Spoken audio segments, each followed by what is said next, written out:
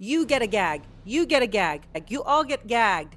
That is the case of what we're living under right now. Free speech is under attack. It's not democracy. It is free speech. Free speech is being under attack, and we see that from college campuses. We see that all over the world where governments don't want you to show certain videos.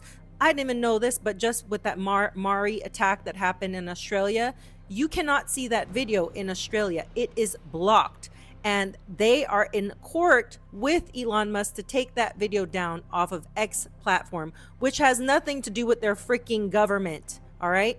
And then you have Candace Owens. Today, I found out that she has been handed a gag order from her former employer, the Daily Wire, Ben Shapiro, Jeremy Boring, and others, saying that she cannot talk about anything to do with this case.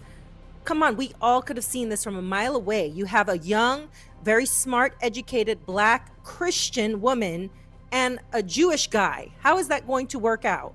And I'm all for people coming together. I am completely all for people coming together and having conversations about things. But if you think that your employer is going to let you talk negatively or talk in a way that is condescending about their group of people and you're not going to get fired, I'm sorry, you have another thing coming. And this is why many people are opting for working for themselves, because they're stressed to the max, thinking that they're going to be under attack if they even tweet or put out a post supporting something that they believe in. And this is just an opinion. The little coward that is Ben Shapiro, I think, just did this because he did not want to have any debate with Candace Owens. There were rumors that they were going to have some sort of debate, whether on a Zoom call in Daily Wire's office or somewhere, I don't know. But obviously in the background, they were getting this. They were doing this in the backdrop of having these conversations where Ben Shapiro is going from platform to platform. We saw him on different platforms. He was everywhere having these conversations with people and not trying to say anything about why they fired Candace Owens. He skirted it because he's a lawyer and educated and knows how to go around and not say what he actually wants to say, but use verbiage that makes you believe that, no, we didn't do it because we disagree. We're open to dissenting voices here at the Daily Wire. That's what we're about, right? We're about free speech.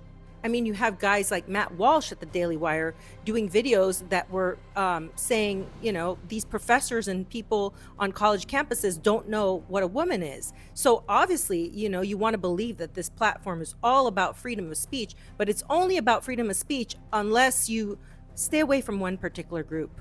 And I agree with Candace. And, I don't always agree with Candace. Don't get it twisted. There are things that she says that even when she was working for the Daily Wire, I saw her as a pawn. I saw her as a pawn. And let me tell you why.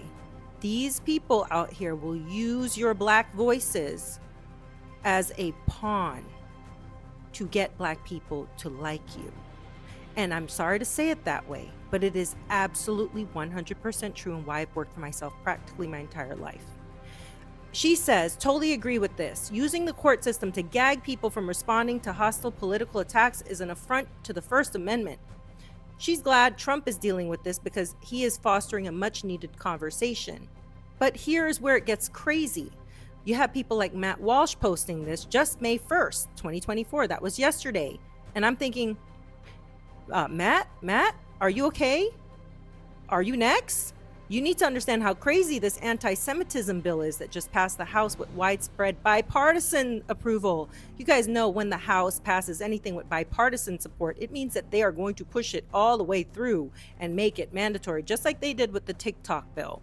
The law requires the Department of Education to adopt the definition of anti-Semitism provided by something called the International Holocaust Remembrance Alliance. And then he further says something here, saying the vast majority of Republicans just voted for a bill to criminalize criticisms of the Israeli government. If the bill passes, you will be guilty of hate speech. Hate speech. But you know who you could criticize? You can criticize Black people. You can criticize Africans. You can criticize Asians. You can criticize every single denominations. Well, I won't say Muslims because we know what happens when you do that. But you can criticize anybody you want. And we know that the powerful elites in the celebrity class love to criticize and mock and make fun of Christians. And it says if the bill passes, you will be guilty of hate speech if you apply double standards to the government of Israel or accuse it of genocide. That means you can't even use the word. Okay, TikTok. I know I'm not totally 100% on board with you because you take down a lot of our videos, but we truly hope that you will push through your Notes app because it's the only way we're going to have free speech. And even when you think of X, only certain voices are allowed to have free speech over there as well. We are living in an age, guys, of mass censorship. And I hope people understand what is coming. You've got to develop your own platforms. If you guys have money out there and you could group with people or you can, work with other people, use your talents. Use your talents to partner with other people and build something. And understand that you're not friends, you're business partners. This was a business partnership that benefited one person and one person only, his platform, him and Jeremy Boring, but he was the face, and he is still pretty much the face of Daily Wire. And now that she wants to speak her truth, she's been placed under a gag order. I don't know. Have a great day. Think for yourself.